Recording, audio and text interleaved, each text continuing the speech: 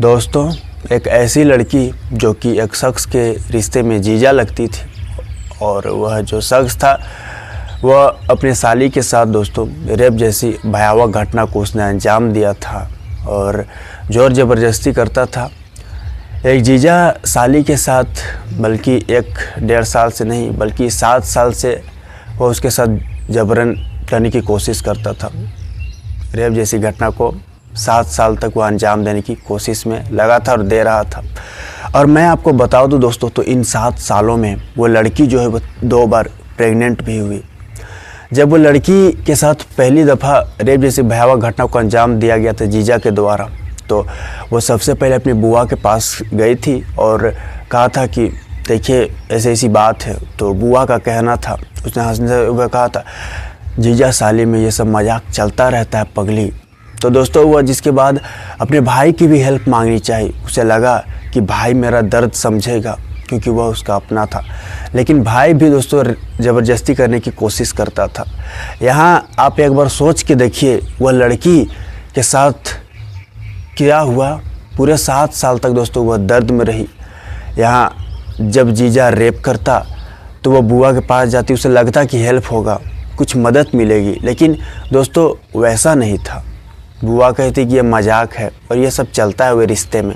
भाई के पास जाती तो छेड़खानी करने की कोशिश करता, यानी जीजा रेप करता, भाई गलत जगह छूने की कोशिश करता और बुआ कहती ये सब मजाक में चलता है। तो आप सोच सकते हो वह लड़की कितना दर्द में होगी दोस्तों। मैं आपको बताऊं तो यह लड़की की दर्दनाक घटना जाने के बाद आपके यहाँ रोंगटे से खड़े होने वाले हैं। चलिए पूरी कहानी इस लड़की की जानते हैं क्या है। मैं अंकित सिंह दोस्तों, उम्मीद है आप अच्छे होंगे। इस चैनल पर अगर नया हो तो चैनल को सब्सक्राइब करें। आपका एक सब्सक्राइब मेरे लिए मोटिवेशन का काम करती है। तो दोस्तों यह घटना, आज की सच्ची घटना, ये सिर्फ एक घटना नहीं बल्कि वह परिवार का जो है वह दुख है। वह उस परिवार का दुख महसूस कर सकते हो आप ये घटना जानने के बाद। सच्ची घटना जो है दोस्तों वो लखनऊ की है, लखनऊ के बिजनौर की। वारदात को अंजाम तो बहुत पहले से दिया जा रहा था, लेकिन पुलिस के सामने आई दोस्तों और पुलिस की टीम के गठन किया गया। मैं आपको बताऊं, पुलिस यह कहानी जानना चाहती थी खुद लड़की की जुबान से। तो 22 मार्च 2022 को उसके घर पर पहुंचती है बिजनौर के एक गांव में, और जिसके बाद दोस्तों वो लड़की जो अपने घर से बाहर निकलती, दोपहर का समय था, तो गुलाबी सूट ओढ़े लंबे कदकाठी वाली। तो पुलिस देखकर सोच रही है कि यह वही लड़की है जिसके साथ गलत किया गया है। लड़की दोस्तों जिसके बाद आई, उसे बैठाया गया और जिसके बाद पूरी बात उससे जानी, उसकी कहानी जानी गई, तो पुलिस भी हिल गए दोस्तों। वो कहती है मेरा नाम सीमा है और मेरी उम्र 24 साल है अभी, और मेरे साथ बहुत ही भयावह घटना हुई और इस घटने ने मेरी ज़िंदगी पूरी तरीके से बदल दी और पूरी तरीके से ख़राब कर दी। मेरी ज़िंदगी टूट गई, मैं अब न इधर की रही न उधर की रही। वो कहती है दोस्तों, सुनिए मेरी बात अब आप यहाँ। साल 2005 का वो वाक़या है जब मैं और मेरे भाई बहन बाहर खेल रहे थे और धूप का समय था, धूप ज़्यादा थी, गर्मी थी और माँ चारपाई पर अचानक से जाकर लेट गई थी। आमतौर पे मैं ये सोचती हूँ कि माँ दिन में आराम नहीं करती थी ज़्यादातर, लेकिन माँ आराम कर रही थी। तो माँ को हमने जाकर जगाने का प्रयास किया तो माँ नहीं उठी, क्योंकि माँ हमें इस दुनिया को छोड़ के जा चुकी थी, वह अब इस दुनिया में नहीं थी। तो दुख था और माँ के चले जाने के बाद बहुत गम था। 15 दिन, महीने दिन हमने बहुत रोए माँ की याद में। और जिसके बाद जो पिता था, हमारे पिता जो है हमें नानी के घर भेज दिए। नानी के घर भी गए तो माँ की ही याद आती थी दोस्तों, जैसे वो लड़की बताती है, उसके भाई तो माँ के गम में दोस्तों वो लड़की तो रही, नानी के घर भी उसे भेज दिया गया था, उससे और उसके छोटे भाई बहनों को। लेकिन जिसके बाद दोस्तों वह फिर अपने घर आ गई और आगे लड़की कहती है कि रिश्तेदार और परिवार कहने लगे मेरे पिता को कि तुम दूसरी शादी कर लो क्योंकि तुम्हारे 3 बच्चे हैं और तुम हो जो कि कमाने जाते हो बाहर ही, तो ये इन सब का परवरिश कैसे होगा? अभी उम्र बहुत है। तो रिश्तेदारों के कहने पर, लोगों के कहने पर पिता ने दोस्तों हामी भर दी और आगे चलकर दूसरा ब्याह रचा लिया, यानी दूसरी शादी कर ली। दूसरी शादी करने के बाद वो लड़की कहती है कि मुझे लगा था कि मेरी माँ जैसी ये नहीं होगी, लेकिन मैं गलत थी। मेरी माँ जैसी थी वैसी मेरी दूसरी माँ भी निकली। ये बहुत ही अच्छी थी और मुझे कोई कमी की महसूस ना होने देती थी और मुझे अच्छे से रखती थी। समय हम लोगों का कट रहा था, हम लोग बहुत खुश थे। साल 2007 आ चुका था, साल 2007-8 बीत रहे थे खुशियाँ में। लेकिन वो साल 2008 का वो वाक़या था जब मेरे पिता को किसी कारणवश, मैं नहीं जानती पिता दोषी थे या निर्दोष थे दोस्तों, वो लड़की कहती है पिता को, जिसके बाद जेल हो गई। पिता जेल चले गए और जिसके बाद हम दुख में, क्योंकि पिता ही एक हमारे कमाने वाले थे रहते, तो बाकी भाई बहन दोस्तों वह महिला यानी दूसरी माँ के साथ रहते थे। पिता की जेल जाने के बाद समय कट रहे थे। मैं आपको बताऊं, साल 2013 में जो है उसकी बुआ जो है उसके घर पर आती है, वो लड़की की, जिसके उसने बताया था। घर पर आने के बाद दोस्तों बहुत सी बात कही गई बुआ के द्वारा और बताया गया कि देखो इतने बच्चे हैं तुम्हारे पास और इन सब बच्चों को तुम कैसे पालोगी? ऐसा करो, तुम बड़ी बेटी जो सीमा है इसे मुझे दे दो, मेरे घर पर ही रहेगी और पढ़ाई किया करेगी। तो दोस्तों ऐसे ऐसी वहाँ बात बताई गई, मैं आपको बता नहीं सकता। लेकिन जिसके बाद वो महिला जो थी, उसकी माँ, वो राज़ी हो जाती है और जिसके बाद राज़ी खुशी दोस्तों अपनी बड़ी बेटी को भेज दिया बुआ के घर। बुआ के घर वो चली गई। वो भी खुश थी, उसे कहाँ पता क्या होने वाला है मेरे साथ। चली गई दोस्तों, समय बीत रहे थे और वहाँ खुश थी वह।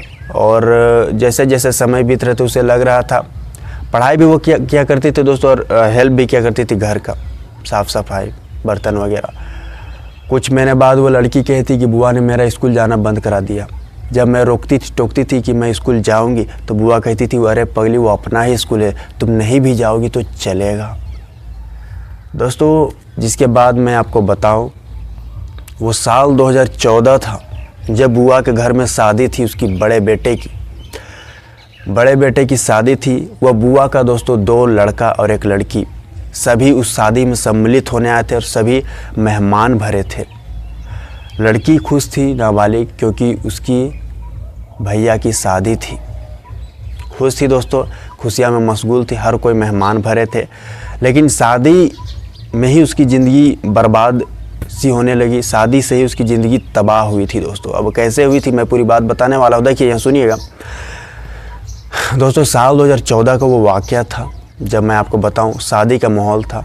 तो सभी दोस्तों अपने अपने बिस्तर में जाकर शाम के समय में लेट रहे थे, सो रहे थे। तो लड़की भी जब आई तो वो देख रही कि मेरा जगह पे कोई और सोया हुआ है, उसका जीजा सोया हुआ है, मतलब जगह नहीं मिल रही। तो वो लड़की फिर अपने बुआ के पास गई, नाबालिग लड़की, और कहती है कि बुआ मैं कहाँ सो जाऊँ, मेरे कमरे में तो जीजा जी सो गए हैं। तो बुआ कहती जाओ ना सो जाओ, कोई दिक्कत नहीं है जगह। वहाँ चली गई दोस्तों।